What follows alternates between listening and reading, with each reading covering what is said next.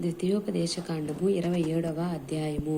మోషేయు ఇశ్రాయేలు పెద్దలను ప్రజలతో ఇట్లనిరి, నేడు నేను మీకు విధించుచున్న ధర్మమును మీరు ఆచరింపవలెను. మీ దేవుడైన యెహోవా మీకిచ్చుచున్న దేశమును ప్రవేశించుటకు మీరు యొర్దాను దాటు దినమున మీరు పెద్ద రాళ్లను నిలువబెట్టి వాటి మీద సున్నము పూసి, మీ పితరుల దేవుడైన యెహోవా నీతో చెప్పినట్లు నీవు నీ దేవుడైన యెహోవా నీకిచ్చుచున్న పాలు తేనెలు ప్రవహించు దేశమున ప్రవేశించుటకు నీవు ఏరు దాటిన తరువాత ఈ ధర్మశాస్త్ర వాక్యములన్నిటినీ వాటి మీద వ్రాయవలెను. మీరు యోర్దాను దాటిన తర్వాత నేను నేడు మీకు ఆజ్ఞాపించినట్లు ఈ రాళ్లను ఏబాలు కొండ మీద నిలవబెట్టి వాటి మీద సున్నము పూయవలెను.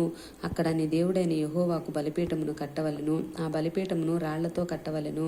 వాటి మీద ఇనుప పనిముట్టు పడకూడదు. చెక్కని రాళ్లతో నీ దేవుడైన యెహోవాకు బలిపీఠమును కట్టి దాని మీద నీ దేవుడైన యెహోవాకు దహన బలులను అర్పింపవలెను. మరియు నీవు సమాధాన బలులను అర్పించి అక్కడ భోజనము చేసి నీ దేవుడైన యెహోవా సన్నిధిని సంతోషింపవలను. ఈ విధికి సంబంధించిన వాక్యములన్నిటినీ ఆ రాళ్ల మీద బహు విశదముగా వ్రాయవలెను.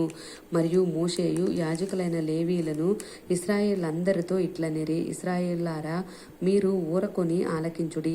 నేడు మీరు మీ దేవుడైన యెహోవాకు స్వజనమైతిరి గనుక మీ దేవుడైన యెహోవా మాట విని నేడు నేను మీకు ఆజ్ఞాపించు ఆయన కట్టడలను ఆయన ఆజ్ఞలను గైకొనవలెను.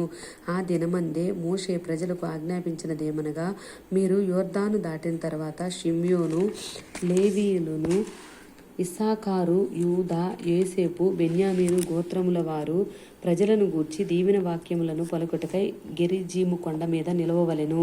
రూబేను, గాదు, ఆషేరు, జెబూలూను, దాను, నఫ్తాలి గోత్రముల వారు శాపవచనములను పలుకుటకై ఏబాలు కొండ మీద నిలవవలెను. అప్పుడు లేవీలు యెహోవాకు హేయముగా శిల్పి చేతులతో మలచిన విగ్రహమునే గాని పోత విగ్రహమునే గాని చేసి చాటున ఉంచువాడు శాపగ్రస్తుడని ఎలుగెత్తి ఇశ్రాయేలందరితోనూ చెప్పగా ఆమెన్ అనవలెను. తన తండ్రినైను తన తల్లినైను నిర్లక్ష్యము చేయువాడు శాపగ్రస్తుడని చెప్పగా ప్రజలందరూ ఆమెన్ అనవలెను. తన పొరుగువాని సరిహద్దు రాయిని తీసివేయువాడు శాపగ్రస్తుడని చెప్పగా ప్రజలందరూ ఆమెన్ అనవలెను. గుడ్డివాని త్రోవను తప్పించువాడు శాపగ్రస్తుడని చెప్పగా ప్రజలందరూ ఆమెన్ అనవలెను.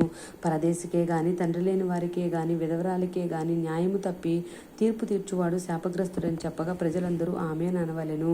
తన తండ్రి భార్యతో శనించువాడు తన తండ్రి కోకను విప్పినవాడు గనుక వాడు శాపగ్రస్తుడని చెప్పగా ప్రజలందరూ ఆమెన్ అనవలెను. ఏ జంతువుతోనైనా శయనించువాడు శాపగ్రస్తుడని చెప్పగా ప్రజలందరూ ఆమెన్ అనవలెను. తన సహోదరితో అనగా తన తండ్రి కుమార్తెతో గాని తన తల్లి కుమార్తెతో గాని శయనించువాడు శాపగ్రస్తుడని చెప్పగా ప్రజలందరూ ఆమెన్ అనవలెను. తన అత్తతో శయనించువాడు శాపగ్రస్తుడని చెప్పగా ప్రజలందరూ ఆమెన్ అనవలెను. చాటున తన పొరుగువాన్ని కొట్టువాడు శాపగ్రస్తుడని చెప్పగా ప్రజలందరూ ఆమెన్ అనవలెను. నిర్దోషికి ప్రాణహాని చేయుటకు లంచము పుచ్చుకొనువాడు శాపగ్రస్తుడని చెప్పగా ప్రజలందరూ ఆమెన్ అనవలెను. ఈ విధికి సంబంధించిన వాక్యములను గైకొనపోవుట వలన వాటిని స్థిరపరచని వాడు శాపగ్రస్తుడని చెప్పగా ప్రజలందరూ ఆమెన్ అనవలెను. ఆమెన్.